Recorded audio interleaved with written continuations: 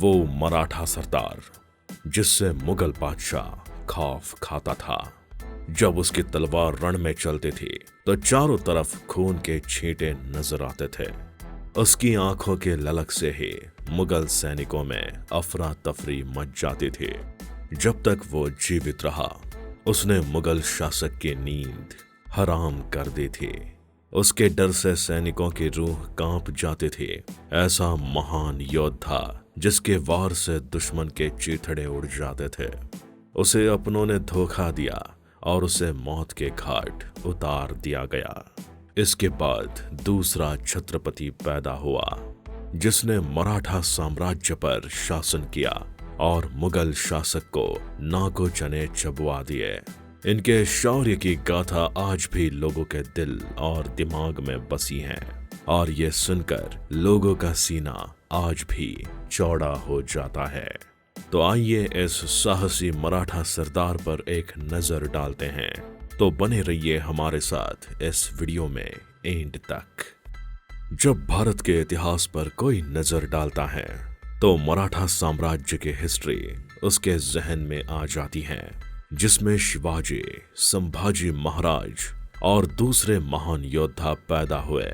यानी हम जिस महान शासक की बात कर रहे हैं वो छत्रपति शिवाजी के पुत्र सरदार संभाजी महाराज थे, जो अपने पिता की तरह ही साहसी और वीर थे। जब तक शिवाजी मराठा राज्य पर शासन कर रहे थे तब तक दुश्मन क्या किसी परिंदे ने वार करने की नहीं सोचे। उसके बाद इस सल्तनत को संभाजी महाराज ने संभाला। उनके बारे में कहा जाता है कि वो इतने साहसी, निडर और वीर थे कि मुगल सम्राट औरंगजेब उनका नाम सुनकर कांपता था। उसके बढ़ते साम्राज्य से औरंगजेब चिंतित हो चुका था, लेकिन संभाजी महाराज पर सामने से वार करना मतलब अपनी मौत को दावत देना था।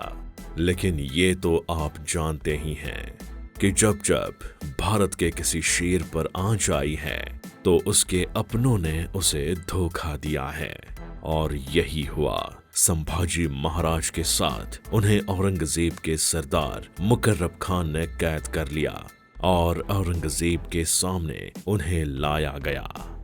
संभाजी महाराज का वो चेहरा जो निडर दिख रहा था, आंखों में खून था, जुबान पे ललकार थी, इस रूप को देखकर मुगल सम्राट औरंगजेब शांत खड़ा रहा।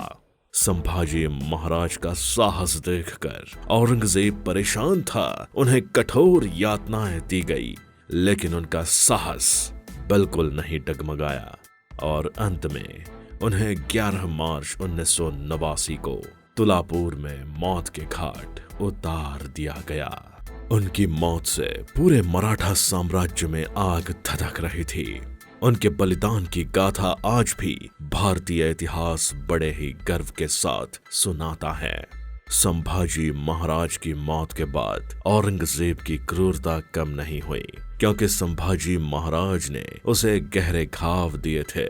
इसके बाद मुगल सम्राट ने संभाजी महाराज की पत्नी महारानी येसुबाई और पुत्र साहू महाराज को रायगढ़ के किले पर अटैक करके कैद कर लिया। लेकिन महाराज के छोटे भाई सरदार राजाराम बच निकले, जो मुगल सम्राट के लिए काल साबित हुए। मुगल सम्राट औरंगजेब पूरे भारत पर कब्जा कर चुका था और वो शेर की तरह दहाड़ता था, क्योंकि उसके पास लाखों की सेना और एक बड़ा साम्राज्य था। लेकिन उसके मन में एक बात जो खटक रही थी वो थी मराठा साम्राज्य को अपने अधीन करना, और इसके बाद ही वो चैन से बैठ सकता था। इसके लिए उसने पूरे मराठा साम्राज्य को रौंदने के लिए अपने सरदारों को रवाना कर दिया। उधर मराठा साम्राज्य की कमान 19 वर्षीय राजा राम महाराज के पास थी और उनके पास करीब 20,000 की सेना थी।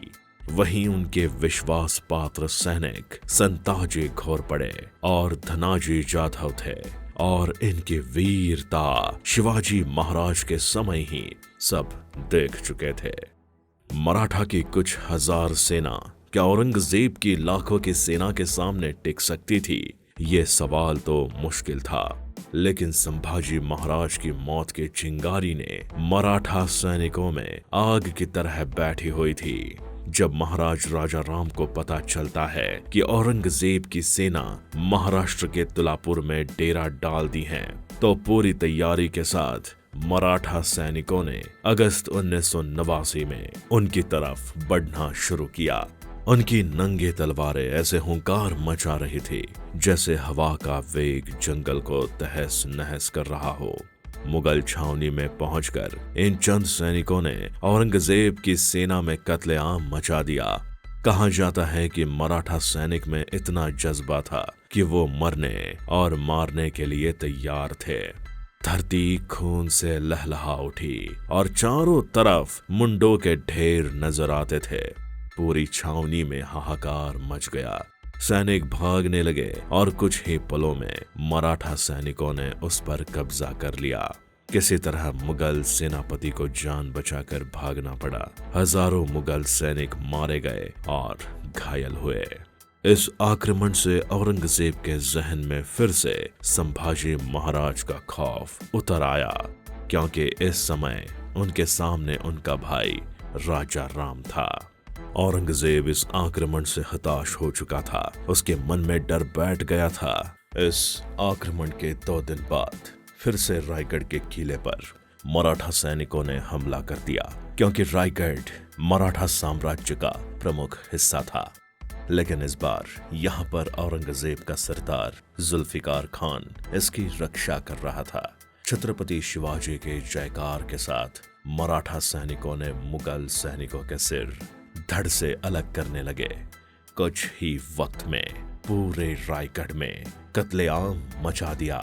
इस हमले से मुगल सेना भाग खड़ी हुई।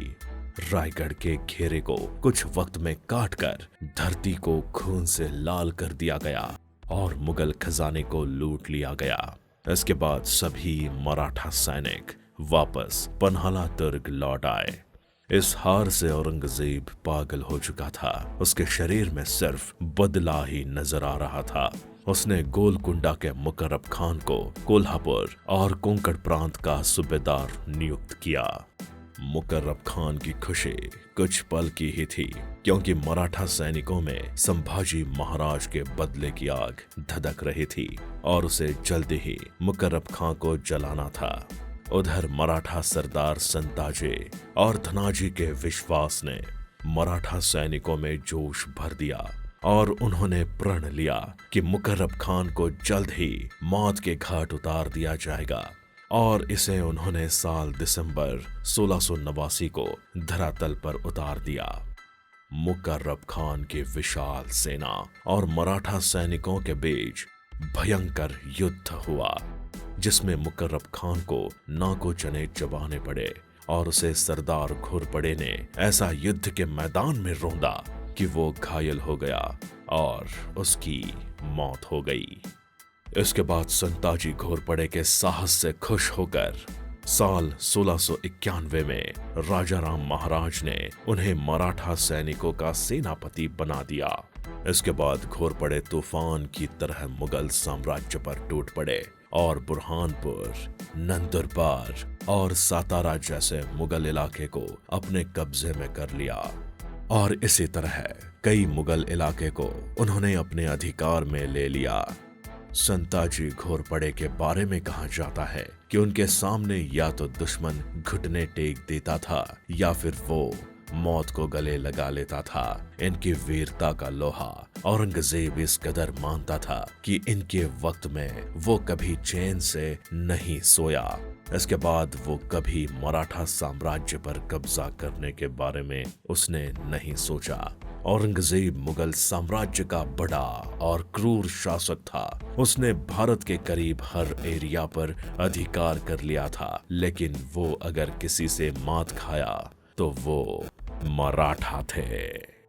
तो दोस्तों, ये जानकारी आपको कैसी लगी? क्या आप मराठा साम्राज्य के बारे में और बातें जानना चाहते हैं? तो हमें कमेंट बॉक्स में कमेंट करके जरूर बताएं। और अगर आपने हमारे चैनल को सब्सक्राइब नहीं किया है तो वीडियो को लाइक शेयर कर चैनल को सब्सक्राइब करना ना भूलें।